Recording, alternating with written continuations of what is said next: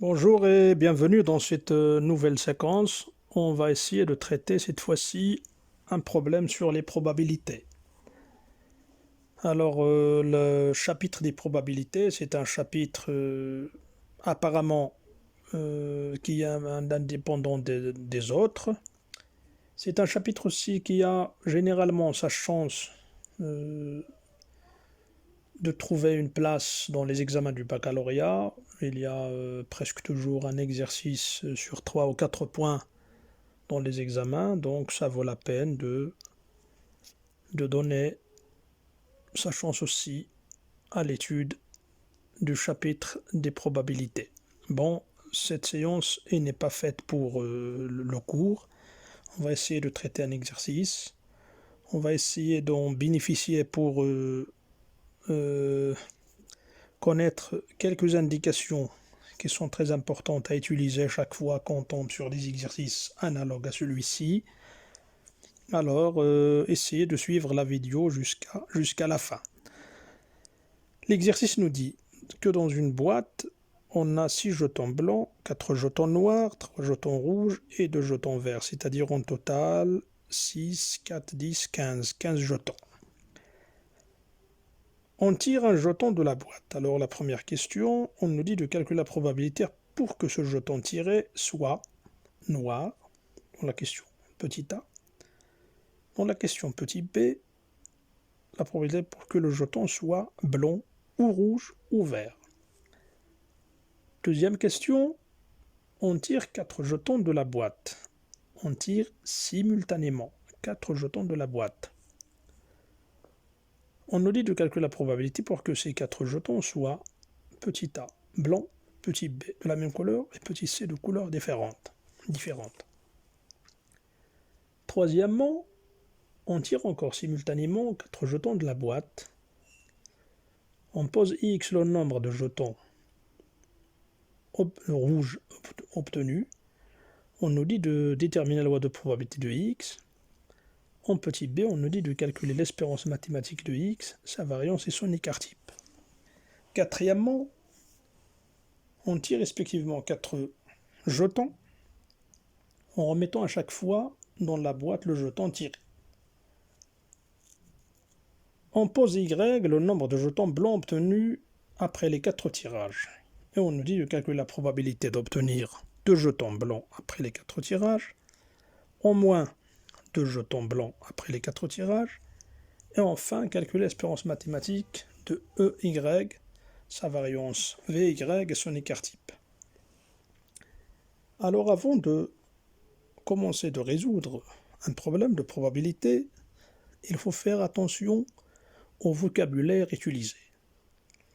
Et si je vous conseille toujours de lire tout l'exercice avant de commencer sa résolution, alors là encore plus, je vous conseille de lire mot par mot un exercice sur les probabilités jusqu'au dernier point. Voilà. Parce que, en probabilité surtout, la langue, le vocabulaire, le lexique relatif et spécial pour la probabilité, c'est très important.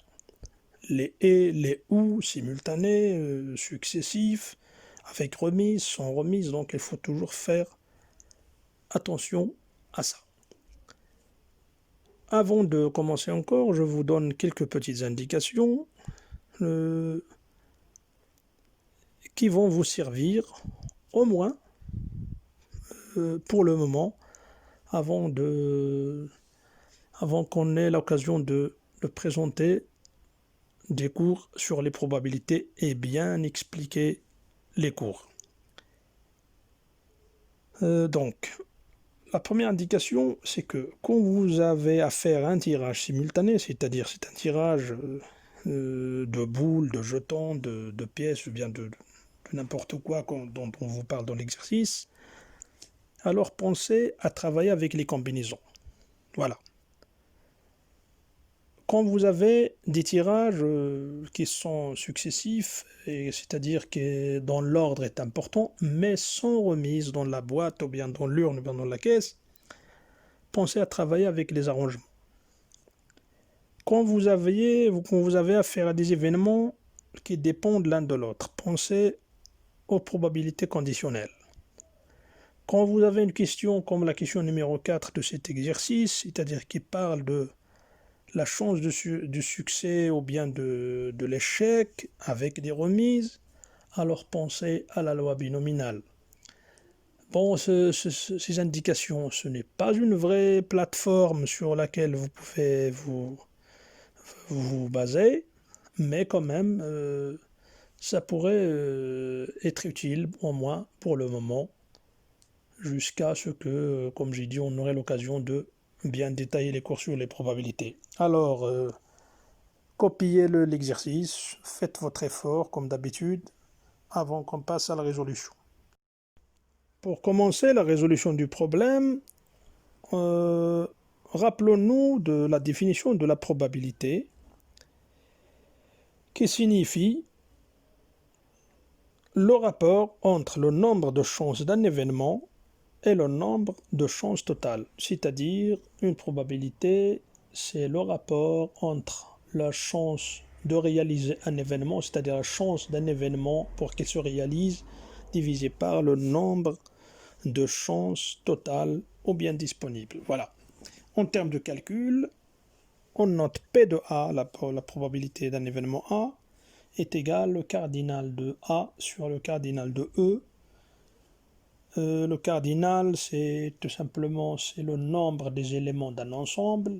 Alors, dans probabilité, c'est-à-dire, comme on a dit, c'est le nombre de chances pour un ensemble de se réaliser, pour un événement de se réaliser.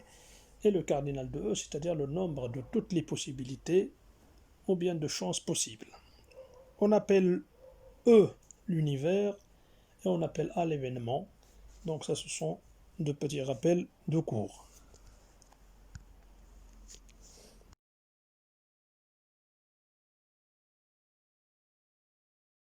Maintenant, quelle est la probabilité pour que le jeton tiré, en la première question, soit noir?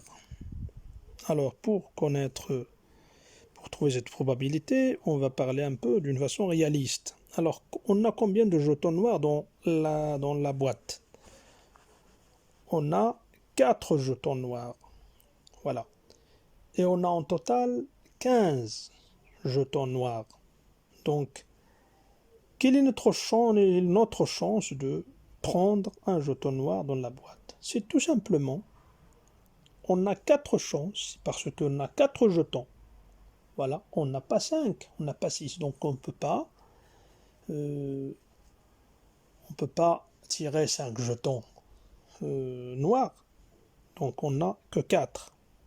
Donc le nombre de chances, il ne doit pas dépasser le nombre de jetons qu'on a dans la boîte. Donc c'est 4. Le nombre de jetons total, c'est 15. Alors, quand on met la main dans la boîte, les jetons ont tous la même chance d'être tirés. Donc chaque jeton a une même chance. Donc en total, on a 15 chances. Voilà. Donc P, on note P de N, c'est tout simplement cardinal de l'ensemble des noirs sur le cardinal de E du total, donc c'est 4 sur 15. On passe maintenant à la deuxième question, c'est-à-dire petit b. On nous dit la probabilité de tirer, que le jeton tiré soit blanc ou rouge ou vert. Alors là, comme j'ai déjà dit, le vocabulaire c'est très important. Le ou dans la question, il va devenir le plus dans les calculs. Pourquoi? Parce que quand on tire un jeton blanc, ou un jeton rouge, ou un jeton vert, on a réalisé notre chance. Voilà. Donc, quel est le nombre de chances qu'on a? C'est-à-dire de chances qu'on aurait réalisé notre événement. Eh bien, c'est tout simplement le total de tous les jetons blancs, rouges ou verts. Voilà, c'est-à-dire, c'est 6 blancs, 3 rouges et 2 verts. C'est-à-dire, en total, c'est 11 jetons. On a 11 chances. Quand on met la main dans la boîte, on a 11 chances sur 15 de prendre un jeton qui répond à notre question. Voilà. Donc, le P, la probabilité relative à ça, c'est 6 sur 15, c'est-à-dire la chance de tous les jetons blancs, c'est 6 sur 15, plus 3 sur 15, la chance de tous les jetons rouges. Et enfin, plus 2 sur 15, c'est la chance de tous les jetons verts. Voilà. C est égal en total à 11 sur 15. Ça, c'est une méthode. Il y a une autre méthode, et qui est parfois très simple encore dans des exercices. Alors, qu'est-ce que nous dit cette méthode? L'événement qui nous dit de tirer un jeton blanc ou rouge ou vert, c'est la même chose que de dire ne pas tirer un jeton noir. C'est-à-dire, si on ne tire pas un jeton noir, donc on aurait réalisé la chance de notre question. C'est-à-dire les deux phrases, en termes de probabilité, elles disent la même chose. Tirer l'un des jetons qui n'est pas noir, ça veut dire, est égal, c'est équivalent à dire ne pas tirer un jeton noir. Voilà. Alors, en termes de calcul, on peut écrire que la probabilité de cet événement-là, de la question B, c'est tout simplement, c'est 1 moins la probabilité de l'événement de la question numéro A. C'est-à-dire, c'est l'événement contraire de l'événement de la question numéro A. Donc, la probabilité c'est 1, ça peut être aussi, c'est 1 moins, la probabilité qu'on a trouvée à la question A, c'est 1 moins 4 sur 15, qui est égal bien sûr à 11 sur 15 qu'on a trouvé par la première méthode. Donc c'est pareil, et c'est pourquoi je vous dis de faire attention au langage et au vocabulaire dans les exercices de probabilité. La question numéro 2, on tire simultanément 4 jetons de la boîte et on doit calculer la probabilité pour que ces 4 jetons soient, premièrement, c'est-à-dire la question 1, les 4 jetons soient blancs. Alors, avant de passer au calcul, lorsqu'on dit que le tirage est simultané, ou bien on dit on tire simultanément, ça veut dire que les jetons sont tirés en même temps. Ça veut dire, comme on a déjà dit, que en termes de probabilité, on va travailler avec 10 combinaisons. Parce que quand on tire les jetons simultanément, il n'y a pas d'ordre, il n'y a pas d'importance de l'ordre. Donc c'est avec des combinaisons qu'on va travailler. Alors on passe au calcul, puisque le tirage se fait de la même façon, donc pour toutes les 3 questions de cette question numéro 2, c'est-à-dire A, B, C, on va travailler tout simplement avec les combinaisons. Alors, pour la question A, la probabilité pour que les jetons soient blancs. Alors, le nombre de chances d'avoir 4 jetons blancs, c'est la combinaison de 4, c'est-à-dire les 4 tirages tirés, parmi les 6 qui existent, c'est-à-dire parmi les 6 jetons blancs qui existent dans la boîte. Donc on vient de déterminer le cardinal de notre événement, et le cardinal, c'est-à-dire le nombre de chances possibles en total, c'est la combinaison de 4 jetons parmi les 15 jetons en total. Donc la probabilité d'avoir tiré 4 jetons blancs de la boîte est égale combinaison de 4 parmi 6 divisé par sur la combinaison de 4 parmi 15. Là, devant vous, j'ai essayé un peu de vous rappeler de ce que ça veut dire la combinaison, au moins pour cette fois-ci. Et c'est à vous de vous débrouiller pour la suite. Donc la combinaison de 4 parmi 6, c'est 6 factoriel. sur 6 moins 4 factoriel fois 4 factoriel. Donc, en numérateur, on a 6 factoriel sur 6 moins 4 fois 4 factoriel.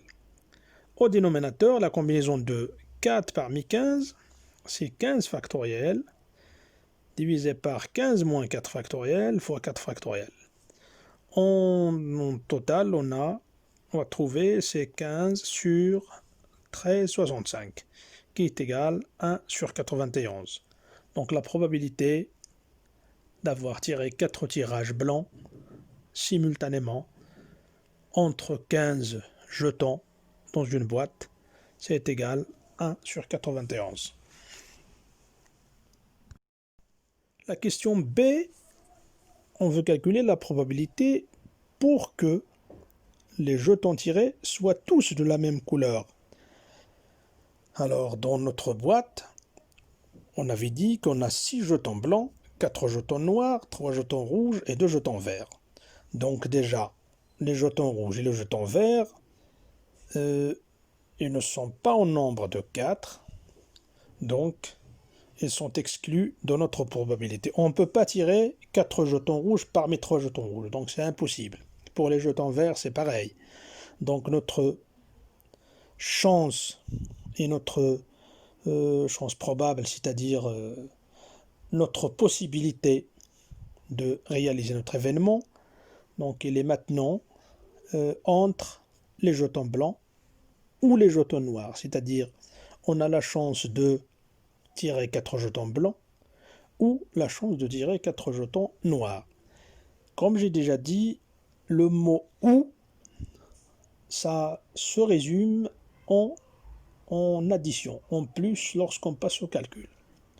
Donc notre probabilité devient, c'est la probabilité de tirer 4 jetons blancs ou tirer 4 jetons noirs, c'est-à-dire que P, j'ai mis B parce que c'est-à-dire relié à la question, donc PP, c'est P de 4B plus P de 4N qui est égal la probabilité de tirer 4 jetons blancs, c'est la combinaison de 4 parmi 6, 4 parmi 6, c'est-à-dire c'est la probabilité qu'on a trouvée dans la question A. Voilà. Mais maintenant, plus la probabilité de tirer aussi 4 jetons noirs, parce que si on arrive à tirer aussi 4 jetons noirs, donc on aurait réalisé l'événement. Donc c'est la combinaison qu'on avait trouvée dans la question A, plus la probabilité de tirer 4 jetons noirs, qui est égale aussi, qui est égale à la combinaison de 4 parmi 4, parce qu'on n'a que 4 jetons noirs. Donc c'est 4 parmi 4 sur la combinaison de 4 parmi 15.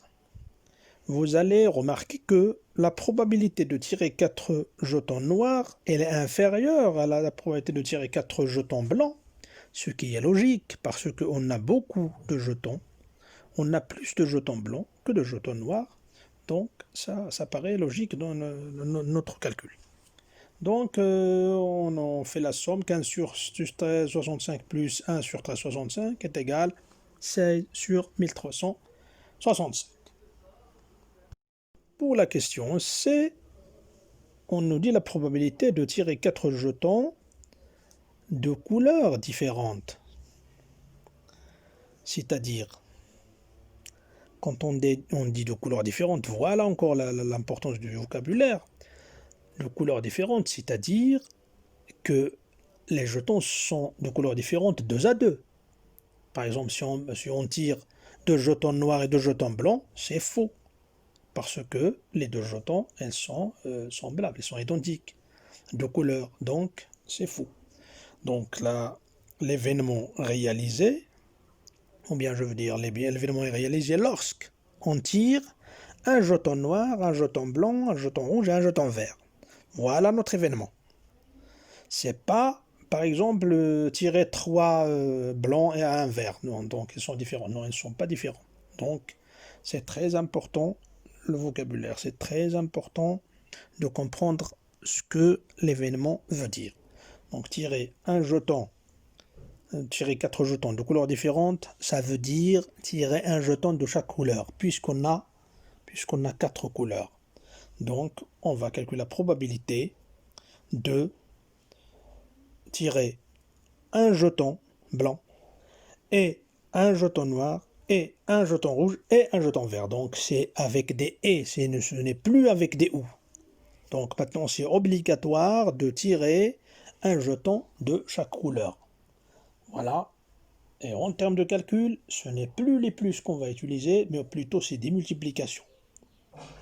Parce que c'est obligatoire, maintenant c'est obligé de tirer un jeton par chaque. Donc la probabilité de tirer 4 jetons de couleurs différentes, c'est-à-dire une couleur, un jeton par chaque couleur, est égale à P de tirer un jeton blanc, fois P de tirer un jeton noir, fois P de tirer un jeton vert, et ensuite le P pour tirer un jeton rouge, qui est égal, maintenant, puisque un jeton par chaque, donc on travaillera avec des combinaisons de 1 parmi le nombre de jetons de chaque couleur. Donc c'est C de 1 parmi 6 par exemple pour les jetons blancs.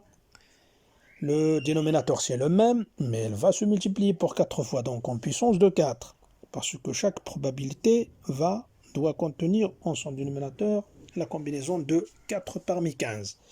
Donc c'est C de 1 parmi 6 sur C de 4 parmi 15 fois C de 1 parmi 4 sur C de 4 parmi 15, c'est-à-dire pour les jetons noirs, le C de 1 parmi 3 pour les jetons rouges sur C de 4 parmi 15, et enfin multiplié par le C de 1 parmi 2 pour les jetons verts sur C de 4 parmi 15. Donc au dénominateur toujours, on trouve le nombre de chances totales, c'est-à-dire c'est 4 par 15. Donc chaque tirage simultané, on tire 4 parmi 15. C'est-à-dire c'est tout simplement 4 jetons quelconques au milieu des 15 qu'on a dans la boîte. Donc c'est toujours la même, c'est la totalité de toutes les chances qu'on a, c'est de tirer 4 jetons par 15. Donc on trouve, en termes de calcul encore, c'est 6 fois 4 fois 3 fois 2, qui est égal à 144 sur 1365, ou encore c'est 48 sur 455. La question numéro 3. Maintenant, on va passer à la loi de probabilité. On pose X, le nombre de jetons rouges obtenus parmi les 4 jetons tirés simultanément de la boîte. Donc, logiquement, puisqu'on a 4 jetons tirés, c'est-à-dire puisqu'on tire 4 jetons de la boîte, alors le X, il va avoir la valeur de 0, c'est-à-dire qu'il se peut qu'on ne tire aucun jeton rouge, donc X, il peut être à valeur de 0. On peut tirer un seul jeton rouge, donc X peut prendre la valeur de 1. On peut tirer 2 jetons rouges parmi les 4, c'est-à-dire X peut prendre la valeur de 2. X peut prendre la valeur de 3 parce que il se peut qu'on tire 3 jetons rouges et un autre d'une autre couleur. Mais est-ce que X peut prendre la valeur de 4? Eh bien non, parce que on n'a pas 4 jetons rouges dans la boîte, on n'a que 3. Donc X ne peut jamais être égal à 4. Donc déjà, on vient de déterminer les valeurs possibles de X. Et c'est de là que commence toujours la question sur la loi des probabilités, c'est déterminer les valeurs de notre variable aléatoire avant d'aller chercher les probabilités de réalisation de chacune de ces valeurs. Donc maintenant, on a dit que X peut être égal à 0, ou 1, ou 2, ou 3. Donc on note que X appartenant à l'ensemble 0, 1, 2, 3.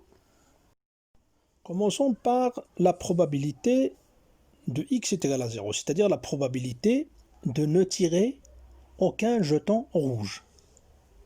Voilà. Donc, comme j'ai dit, on va travailler du chemin inverse, c'est-à-dire quand on ne tire aucun jeton rouge, c'est-à-dire c'est tout simplement la chance de tirer n'importe quel autre jeton de couleur différente de la couleur rouge. C'est-à-dire que les 4 jetons seront parmi les 12 autres jetons, les 12 autres jetons qui ne sont pas rouges. Tout simplement, donc la probabilité de x égale à 0, c'est de 4 parmi 12 sur c'est de 4 parmi 15, donc qui nous donne 495 sur 1365. Très bien. Pour x est égal à 1, alors pour x est égal à 1, c'est-à-dire la probabilité de tirer un seul jeton rouge parmi les 4, c'est-à-dire c'est tirer un jeton rouge et tirer les 3 autres parmi les jetons de couleurs différentes. Et on a dit que le nombre de jetons de couleurs différentes de la couleur rouge, c'est 12. Et maintenant, puisqu'on a à tirer 2 jetons de couleurs différentes, donc on va travailler avec le et. C'est-à-dire on tire un jeton rouge et 3 jetons de couleurs différentes. Donc le et, ça veut dire qu'on va travailler avec une multiplication. Donc la probabilité de x est égale à 1 est égale c de 1 parmi 3, c'est-à-dire un jeton rouge parmi les 3 jetons rouges qui sont dans la boîte, multiplié par la combinaison de 3 jetons de couleurs différentes parmi les 12 jetons de couleurs différentes qu'on a dans la boîte, divisé par, bien sûr, le nombre de chances totales qu'on a, c'est-à-dire, toujours, c'est la combinaison de 4 parmi 15. Alors, ça nous donne 3 fois 220 sur 1365 est égal à 660 sur 1365, ou bien 1365. Maintenant, la probabilité pour x soit égale à 2, c'est-à-dire tirer 2 jetons rouges et 2 jetons de couleurs différentes.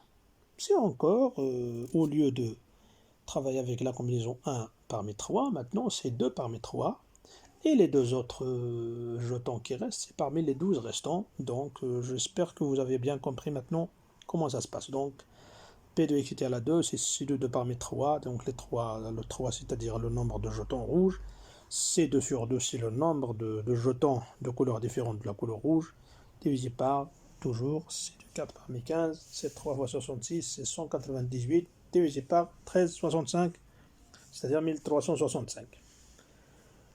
Maintenant, pour la probabilité pour que x soit égal à 3, donc c'est C de 3 parmi 3, c'est-à-dire il faut qu'on tire tous les jetons rouges qu'on a dans la boîte, et le reste, c'est-à-dire le 1 qui reste pour compléter les 4 jetons qu'on tire simultanément, il est parmi les 12 des autres couleurs.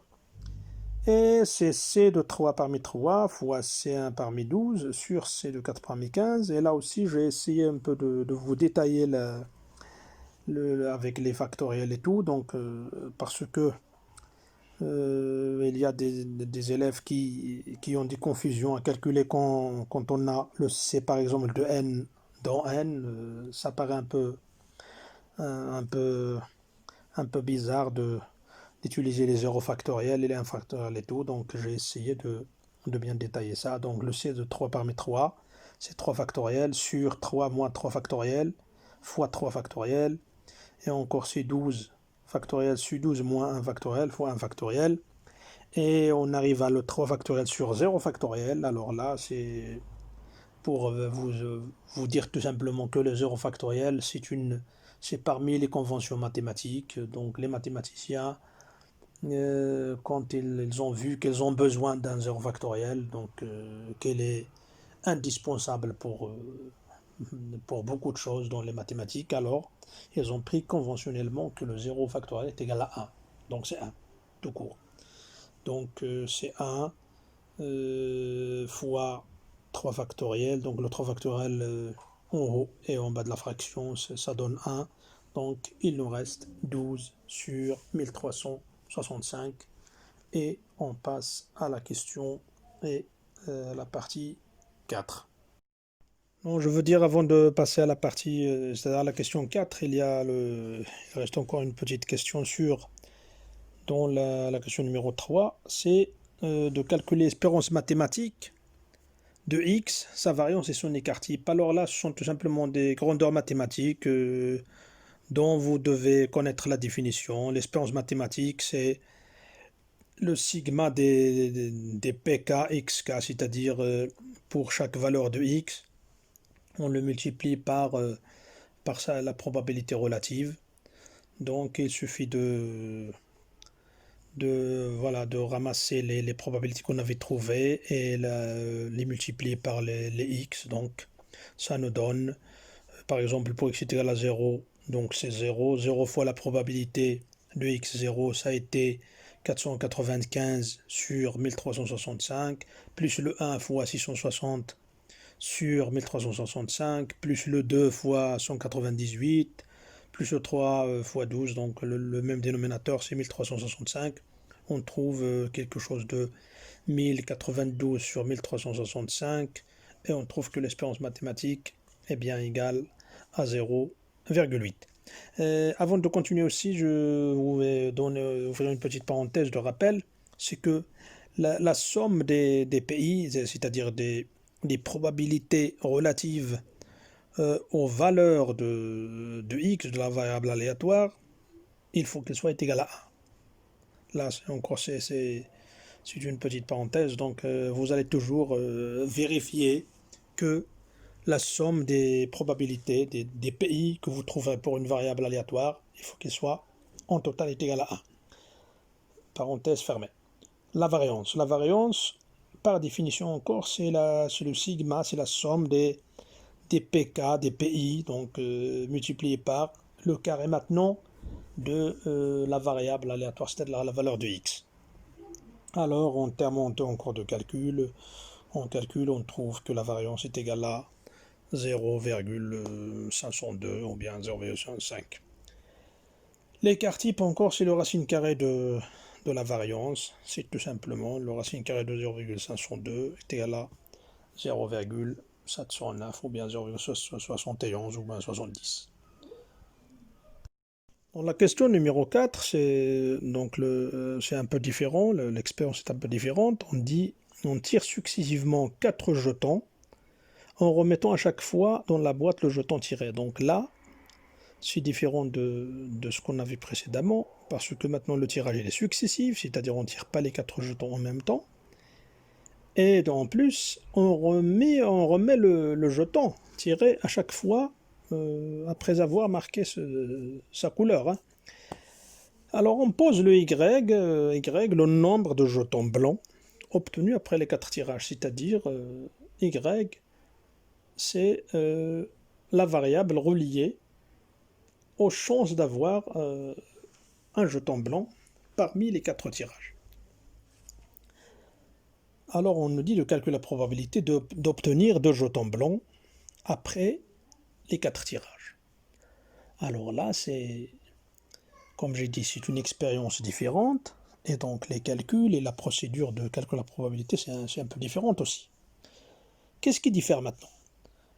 Quand on remet le jeton après chaque tirage dans la boîte, alors, qu'est-ce que ça veut dire ça? Ça veut dire qu'on répète la même expérience dans les mêmes conditions, c'est-à-dire dans des conditions identiques, 4 fois successives.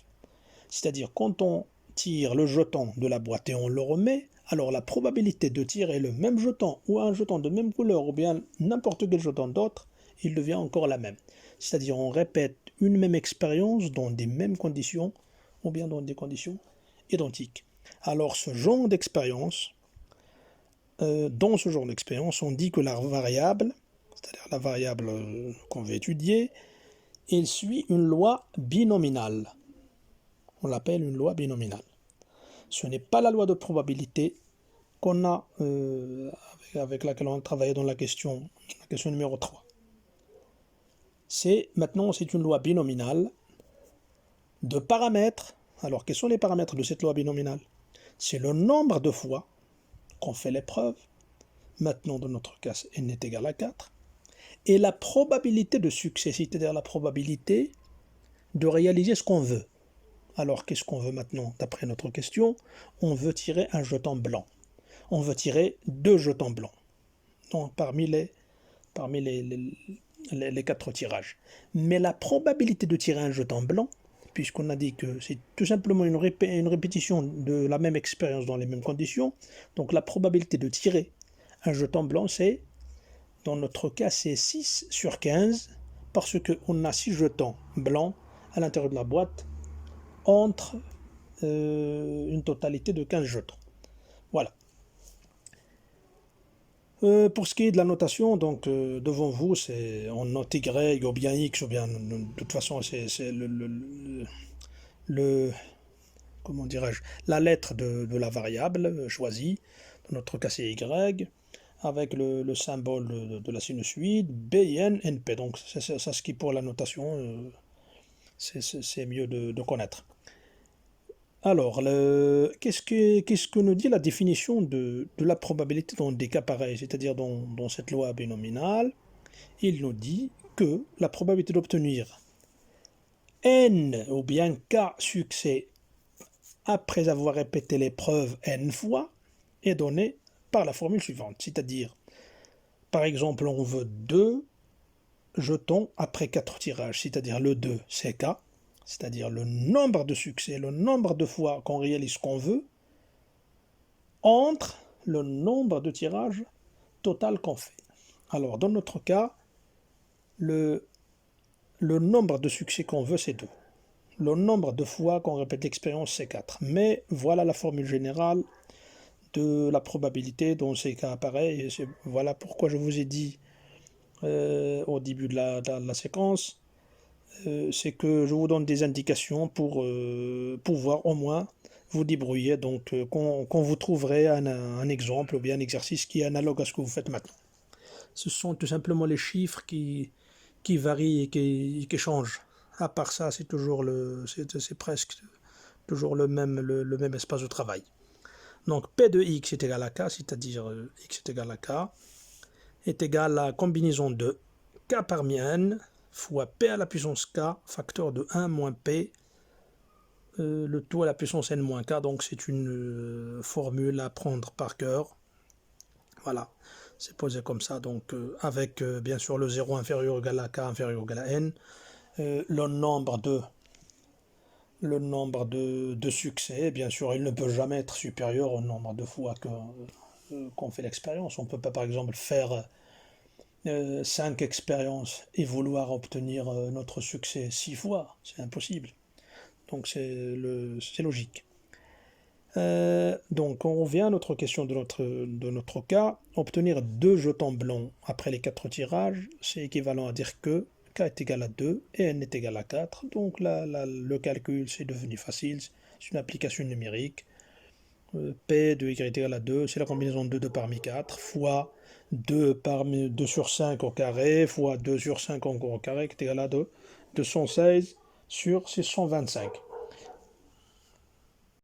Pour la question B de la question numéro 4, on nous dit de calculer maintenant la probabilité d'obtenir au moins 2 jetons blancs après les 4 tirages. Qu'est-ce que ça veut dire ça? Donc, comme on a dit toujours, le vocabulaire est très important. Au moins 2. C'est-à-dire, c'est obtenir 2 jetons, ou 3 jetons, ou 4 jetons. Voilà, donc c'est encore obtenir un nombre supérieur ou égal à 2 jetons. Donc, maintenant, pour faciliter la tâche, et comme j'ai déjà dit précédemment, on peut travailler avec le chemin inverse et ça serait mieux. Donc, obtenir 2 ou 3 ou 4, c'est le contraire d'obtenir 1 ou 0. Voilà. Donc c'est la probabilité d'obtenir tout simplement un succès ou n'obtenir aucun succès. Voilà, donc la probabilité de y supérieure ou égal à 2, c'est tout simplement égal à la probabilité de y inférieure strictement à 2. C'est-à-dire encore qui est égal à 1 moins la probabilité de p y est égal à 0 plus p de y est égal à 1. Parce qu'on a dit le ou obtenir simplement un succès ou n'obtenir aucun succès. Qui est égal encore à...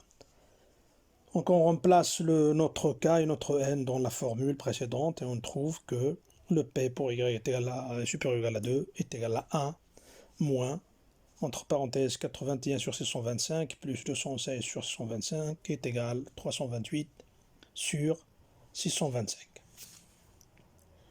La question numéro C, on nous dit de calculer l'espérance mathématique de y, sa variance et son écart type. Donc tout simplement, il faut revenir à la définition, mais ce n'est pas la définition de ce qu'on a vu dans la loi de probabilité. Maintenant, c'est la loi binominale. Et dans ce genre de cas, encore, il y a une définition, la définition particulière de ces grandeurs mathématiques. Alors, l'espérance mathématique, c'est quoi dans ce cas? Est tout simplement égale à n fois p. La variance, c'est n fois p facteur de 1 moins p. Et l'écart type, encore, c'est la racine carrée de la variance. Application numérique, le E de y est égal à 4 fois 2 sur 5, est égal à 8 sur 5. La variance, c'est 4, 2 fois 2, 5 fois 3 sur 5, c'est 24 sur 25.